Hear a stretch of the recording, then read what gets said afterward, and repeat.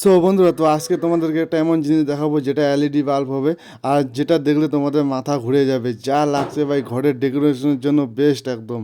যাই হোক, আমি বেশি লেট না করে আমি বিছনা টিছনা গোছায় নিলাম। আর হ্যাঁ, তোমরা কিন্তু ভিডিওটা লাস্ট অবধি দেখবে, আর ভিডিওটা যদি ভালো লাগে অবশ্যই লাইক করে দিবে, আর চ্যানেলে নতুন হয়ে থাকলে সাবস্ক্রাইব করে দিবে। সো যাই হোক বন্ধুরা, বিছনা গুছিয়ে নিলাম, তো এবার ভিডিওটা শুরু করা যাক। এই যে এটা হলো এলইডি লেজার লাইট, যেটা আমার এখানে পড়েছিল। আমি ভাবলাম যে তোমাদেরকে দেখিয়ে দিই ভিডিওটাতে, আর তোমরা যেটা মোবাইলে বাড়িতে ইউজ করো চার্জার, সেটা দিয়ে হয়ে যাবে। যাই হোক, তো এটা যখন অন করবে তখন যাতে ঘরটা যাতে অন্ধকার থাকে, অন্ধকার থাকলে বেশ ভিজিবিলিটি দেখায়। তো যাই হোক, তো আমি লেজার লাইটটা অন করে নিলাম, আর এটা নর্মাল আলোতে আমি দেখাচ্ছি তোমাদেরকে।